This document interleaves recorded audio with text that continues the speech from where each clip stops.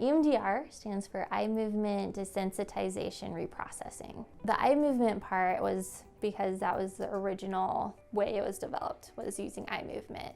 And since then, this is probably like the only place where there's been some variation, where now we know it's more bilateral stimulation. So bilateral stimulation is we're activating both sides of your brain to allow the pathways in your brain to open so that you can process through traumatic experiences or those highly emotionally distressing experiences like we do everyday experiences.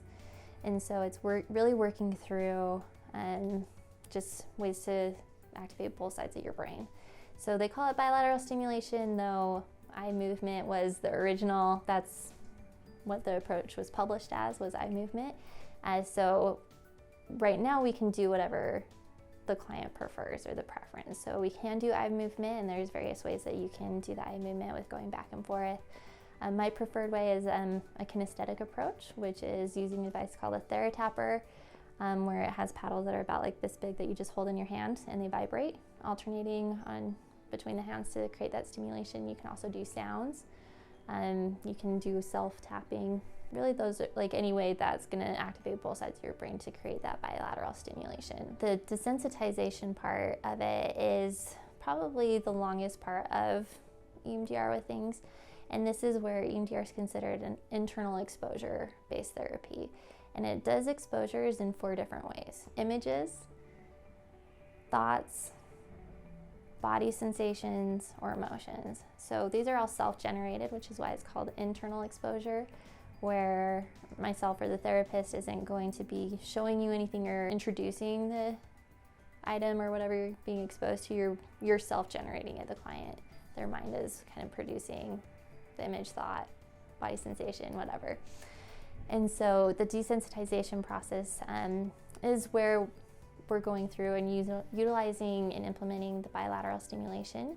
And we have a specific instance or target that we are focusing in on, giving the brain, like, this is what we're working on, this is what we're addressing.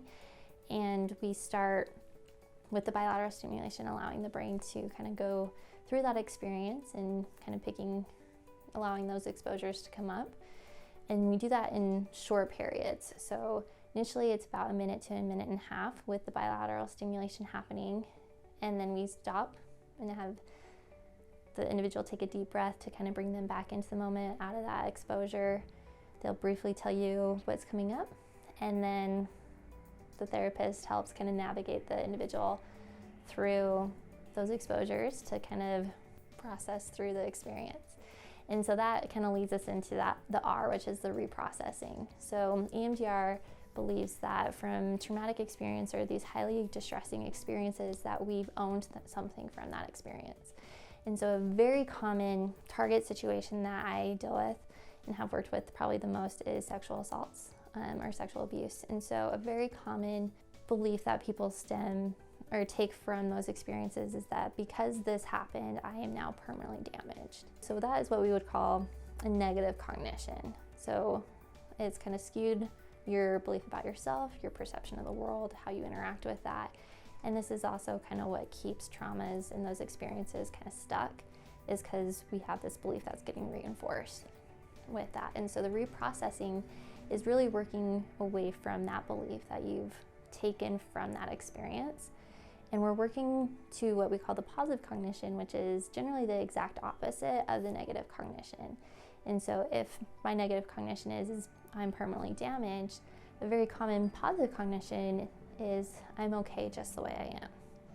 And so the reprocessing with EMDR, as we're going through and we get kind of through the desensitization part of it, where we don't have the emotional distress anymore, is working on changing those beliefs over in the reprocessing. And through EMDR, we get to a point where you start to believe your positive cognition, which is really awesome. And this is where people think EMDR is like magical, because it happens very quickly. When we get through the desensitization and we're in that reprocessing part, it happens within a matter of minutes to be able to have that shift, to get to where you can actually hear the clients being like, no, I am okay. This wasn't my fault and I'm okay. And then we do things within the protocol to like really reinforce that in the brain. We connect the trauma experience with that new positive cognition. and that helps kind of reprocess that experience so that in the future or from that time going forward, if you do get triggered by anything, instead of thinking, oh, because this happened, I'm permanently damaged, you're gonna have, oh, this happened and I'm okay. And so it completely changes your experiencing, and you've reprocessed that experience and association with it.